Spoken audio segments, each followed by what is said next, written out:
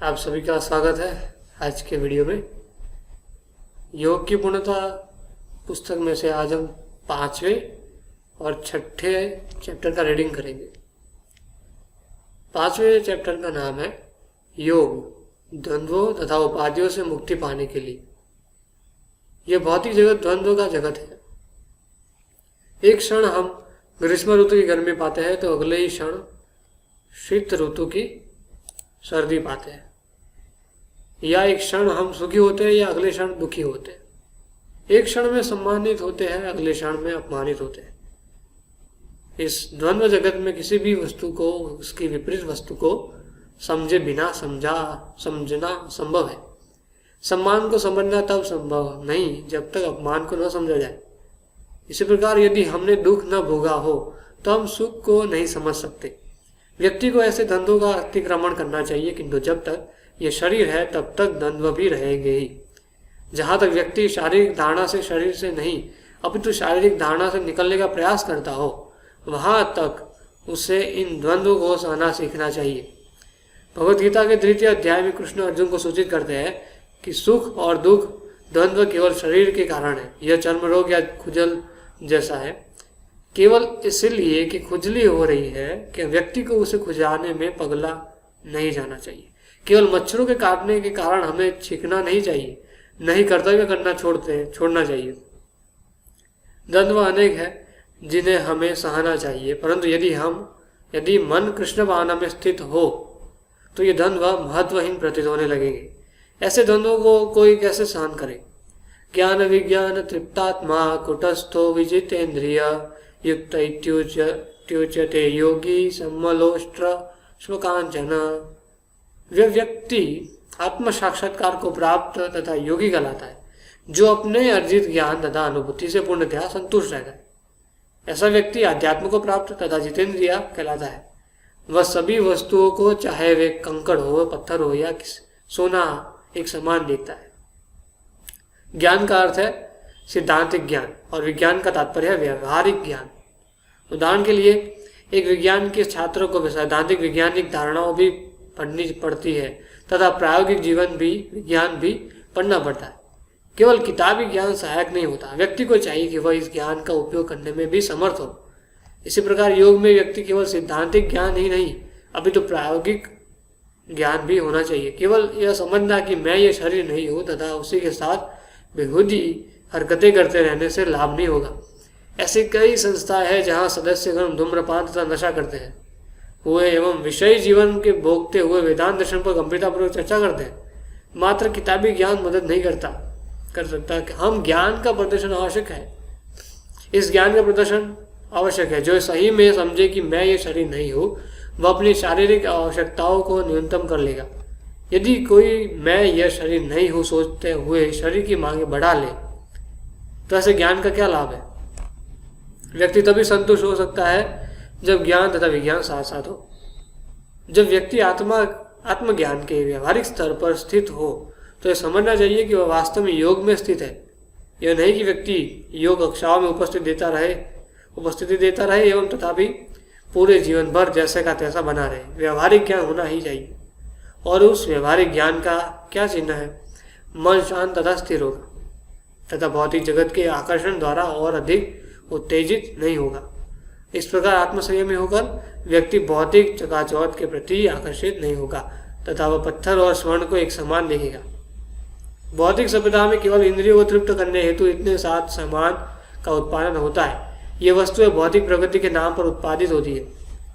योग में स्थित रहने वाला इन 7 सामानों को सड़क के कूड़े के समान देखता है।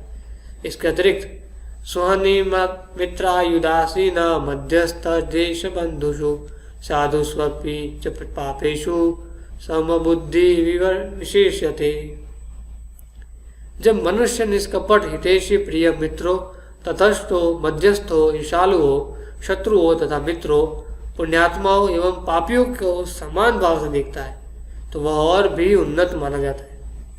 मित्र विभिन्न प्रकार के होते हैं। सुहृद जो स्वभाव से शुभाकांक्षी होता है तथा सदैव हमारा कल्याण चाहता है। मित्र एक साधारण मित्र होता है तथा उदासीन निष्पक्ष व्यक्ति को कहते हैं। इस भौतिक जगत में कोई मेरा कांक्षी या मित्र हो सकता है, अथवा न मित्र और न शत्रु बल्कि निष्पक्ष हो सकता है, अथवा न मित्र और न शुभाकांक्षी या मित्र हो सकता है, अथवा न मित्र और न शत्रु बल्कि निष्पक्ष हो सकता है। कोई अन्य मेरे तथा मेरे शत्रु के बीच का संपर्क माध्यम हो सकता है, जिसे इस श्लोक में मध्यस्थ कहा गया है। कोई अपनी गणना के अनुसार किसी को पुण्यवान तथा किसी को अन्यों को पापी के रूप में देख सकता है, परंतु जब वह दिव्यता में स्थित होता है तो ये सारे लोग बंधु शत्रु या जो कोई भी हो जाते हैं। जब कोई वास्तविक ज्ञानी बन जाता है तो वह कोई शत्रु या कोई मित्र नहीं देखता, क्योंकि यथार्थ में कोई मेरा शत्रु नहीं है, कोई मेरा मित्र नहीं, कोई मेरा पिता नहीं, कोई मेरी माता नहीं इत्यादि। हम केवल जीवात्मा है जो पिता माता बालक मित्र शत्रु पापी और संत इत्यादि की वेशभूषा में मंच पर अभिनय कर रहे हैं, और हम एक दूसरे के साथ इतनी सारी उपाधियां जोड़े देते हैं। मैं सोचता रह सकता हूँ यह मेरा पुत्र है यह, किंतु वास्तव में हम किसी के पुत्र को जन्म दे सकते हैं? यह संभव नहीं है। अधिक से अधिक हम एक शरीर को जन्म दे सकते हैं। जीवात्मा को उत्पन्न करना किसी मनुष्य की शक्ति के अंतर्गत नहीं, केवल संभोग द्वारा जीवात्मा को उत्पन्न नहीं किया जा सकता। जीवात्मा को स्त्रावों के युक्तिकरण में अथवा अंडकोश में रखा जाता है। यही श्रीमद् भागवतम का निर्णय है। अतः शरीरों के मध्य बहुविध संबंध केवल रंगमंच के नाटक जैसे हैं। जो वास्तव में ज्ञानी है तथा जिसने वास्तव में योग को प्राप्त किया है वह इन शारीरिक विभेदों को नहीं देखता। छठा चैप्टर, जिसका नाम है योग असफल योगी की गति। ऐसा नहीं है कि भगवद गीता ध्यान योगी योग पद्धति को अस्वीकार करती हो, वह इसे एक प्रामाणिक विधि के रूप में स्वीकार करती है, किंतु वह यह भी दर्शाती है कि यह विधि इस युग में संभव नहीं है। अतः भगवद गीता के 6ठे अध्याय की विषय वस्तु को श्री कृष्ण तथा अर्जुन ने तुरंत छोड़ दिया। अर्जुन ने आगे पूछा, अयतिशत योपे ते योगाच्छलित मानस अप्राप्य युग संशिक्षत काम गतिम कृष्ण गच्छति। अर्जुन ने कहा, हे कृष्ण, उस असफल योगी की गति क्या है जो प्रारंभ में श्रद्धापूर्वक आत्म साक्षात्कार की विधि ग्रहण करता है, किंतु बाद में भौतिकता के कारण उससे विचलित हो जाता है और योग सिद्धि को प्राप्त नहीं कर पाता। अन्य शब्दों में वह पूछ रहा है कि असफल योगी का क्या होता है, या उस व्यक्ति का क्या होता है जिसने योग करने का प्रयत्न किया हो किंतु किसी कारणवश रुक गया हो तथा सफल न हुआ हो। यह कुछ उसी प्रकार है जैसे किसी विद्यार्थी को विद्यालय छोड़ देने के कारण डिग्री प्राप्त न हो पाई हो। गीता में अन्य स्थान पर श्री कृष्ण अर्जुन को बताते हैं कि तमाम मनुष्यों में से कुछ ही सिद्धि के लिए प्रयास करते हैं तथा उन सिद्धि हेतु प्रयास करने वालों में से कुछ ही सफल हो पाते हैं। इसलिए अर्जुन इतनी अधिक असफलताओं के विषय में जिज्ञासा कर रहा है। यदि मनुष्य में श्रद्धा भी हो तो वह योग पद्धति में सिद्धि का प्रयास भी करे तो अर्जुन कहता है कि वह सांसारिकता की मानसिकता के कारण सिद्धि पाने में असफल हो सकता है। कच्चिनो भय विभ्रष्ट छिन्नाभ्रमिव नश्यति अप्रतिष्ठो महाबाहो विमूढ़ा भ्रमणपति। हे महाबाहो और कृष्ण, हे महाबाहो कृष्ण, क्या ब्रह्म प्राप्ति के मार्ग से भ्रष्ट ऐसा व्यक्ति आध्यात्मिक तथा भौतिक दोनों ही सफलताओं से च्युत नहीं होता और छिन्न भिन्न बादल की भांति विनष्ट नहीं हो जाता, जिसके फलस्वरूप उसके लिए किसी लोक में कोई स्थान नहीं रहता। जब बादल हवा से बिखर गया हो तो वापस नहीं जुड़ता। एतन्मे संशयं कृष्ण छेतुमहस्य शेषत त्वदन्यः संशयस्यास्य छेतुम न ह्युपपद्यते। हे कृष्ण, यह मेरा संदेह है और मैं आपसे इसे पूर्णतः दूर करने की प्रार्थना कर रहा हूँ। आपके अतिरिक्त अन्य ऐसा कोई ऐसा है नहीं जो इस संदेह को नष्ट कर सके। अर्जुन असफल योगी की गति के विषय में यह प्रश्न इसलिए कर रहा है जिससे भविष्य में लोग हतोत्साह न हो। योगी से अर्जुन का तात्पर्य हठ योगी, ज्ञान योगी तथा भक्ति योगी से है। यह नहीं कि ध्यान योगी का एकमात्र अर्जुन उन सभी हेतु प्रश्न कर रहा है जो सफल अध्यात्मवादी बनना चाहते हो, और श्री कृष्ण उसका किस प्रकार उत्तर देते हैं। पार्थदेव नामुत्र विनाशस्तस्य विद्यते नहि कल्याण कृत्यक्षि दुर्गतिम तात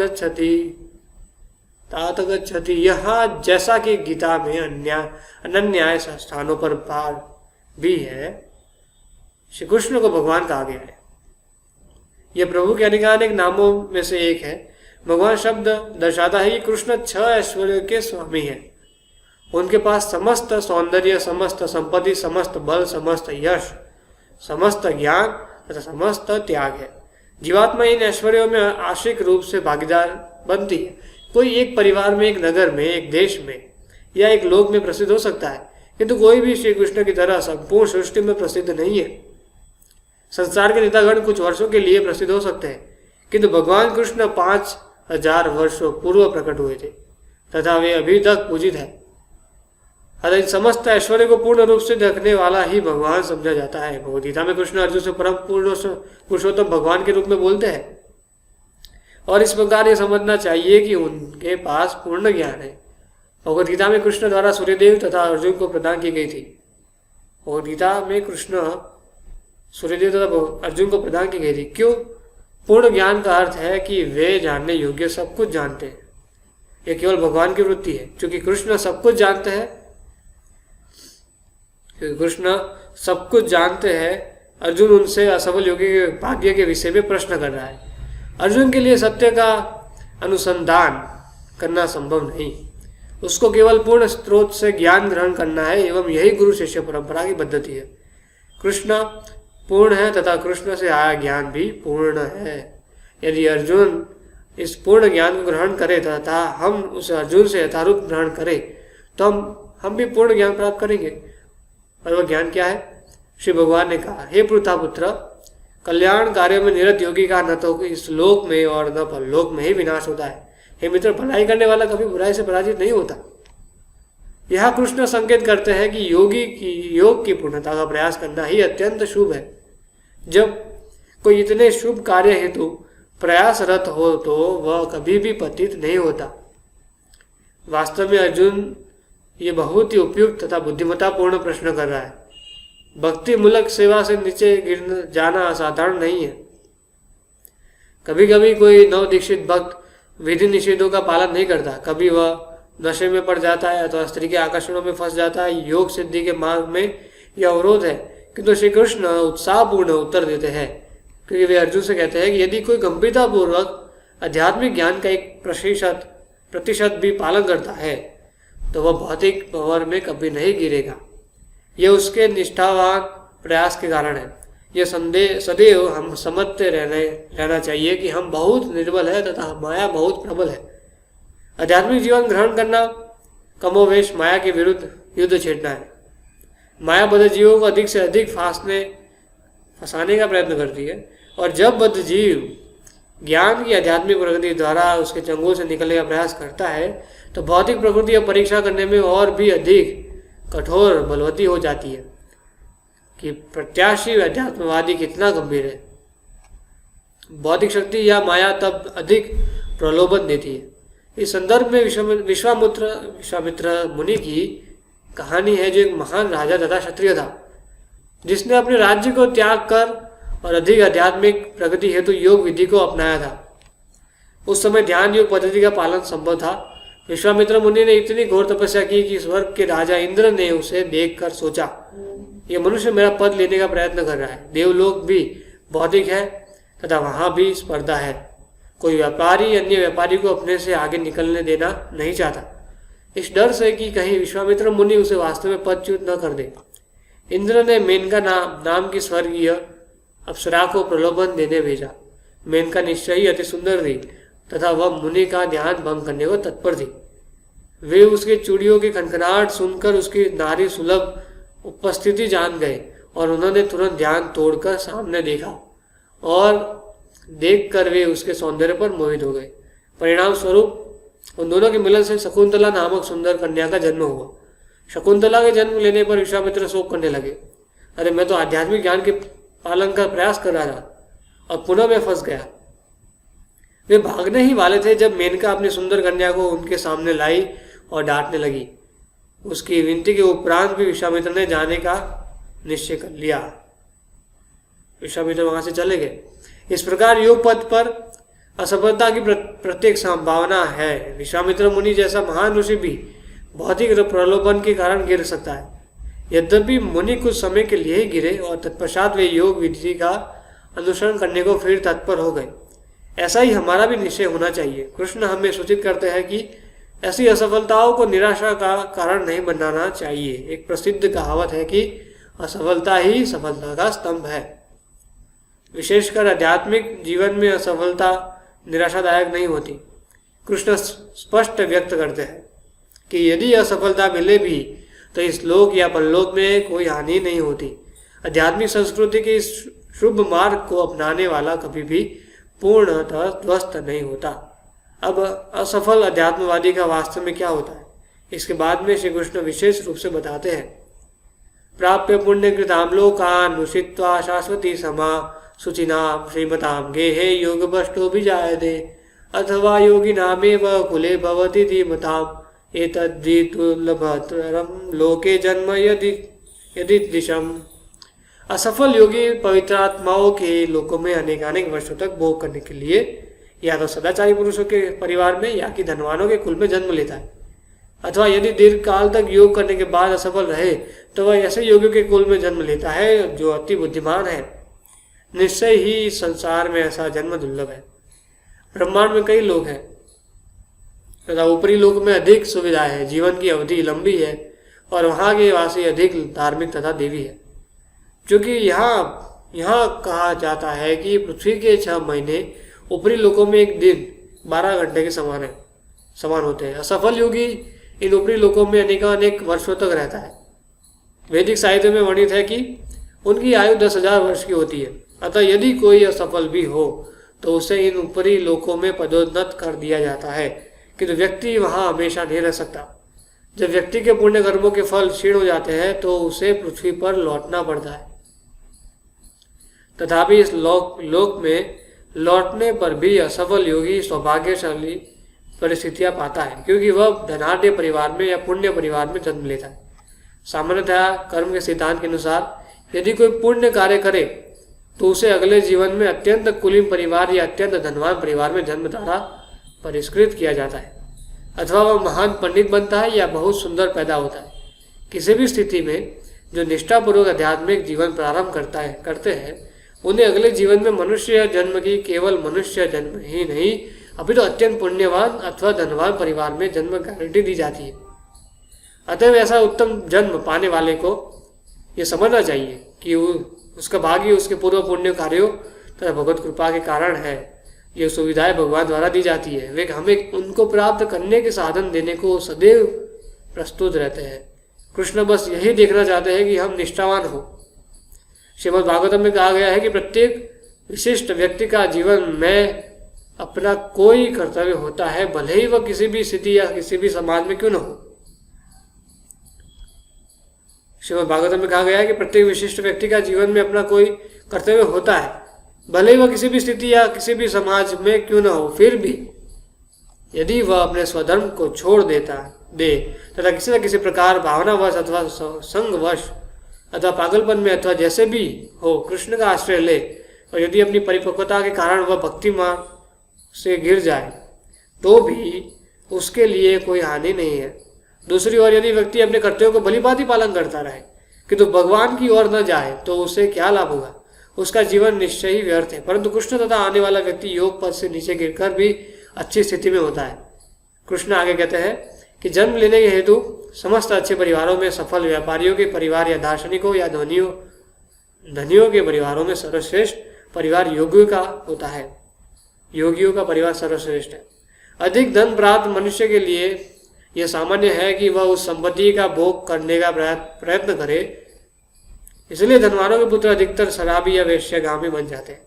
इसी प्रकार एक पुण्यवान परिवार या ब्राह्मण परिवार में जन्म लेने वाला अधिकतर घमंडी तथा गर्वीला हो जाता है।